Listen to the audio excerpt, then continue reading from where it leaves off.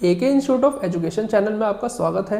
Basic to advance English grammar की जो series हमने स्टार्ट की थी, आज उसका एक नया टॉपिक हम स्टार्ट करने जा रहे हैं जिसका नाम है कंजंक्शन। तो चलिए पढ़ते हैं कंजंक्शन के बारे में। A conjunction is a word used to join word, phrases, clauses और सेंटेंसेस टुगेदर। कंजंक्शन वह शब्द है जो शब्दों, शब्द समूहों, वाक्यांशों, उपवाक्यों या वाक्यों को जोड़ने का काम करता है। वह शब्द क्या कहलाता है? कंजंक्शन। कुछ एग्जाम्पल देखेंगे हम उसके हिंदी मीनिंग के साथ। जैसे है व्हेन, व्हेन मतलब होता है जब। फिर है सिंस, सिंस मतलब होता है तब से। फिर है अनलेस, अनलेस मतलब होता है यदि नहीं। फिर है वेदर, वेदर का मतलब होता है चाहे। फिर है दैट, दैट का मतलब होता है कि। फिर है आइदर, और मतलब या तो या। इसके बाद है बोथ एंड, मतलब दोनों और। इसके बाद है एंड, एंड का मतलब होता है और।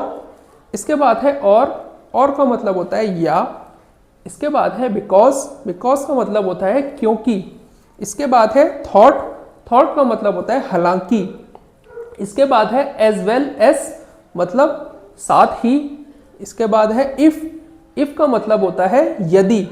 इसके बाद है बिफोर, बिफोर का मतलब होता है से पहले।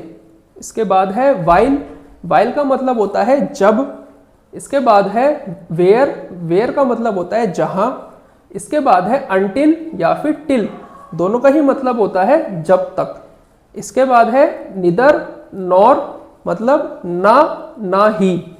इसके बाद है बट, बट का मतलब होता है लेकिन।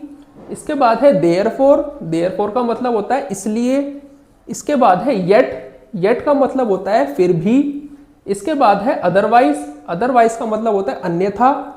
इसके बाद है आफ्टर, आफ्टर के बाद मतलब होता है बाद में। इसके बाद है एस, एस मतलब होता है जैसे। इसके बाद है एस इफ, इसका मतलब होता है जैसे कि। इसके बाद है सो, सो का मतलब होता है इसलिए।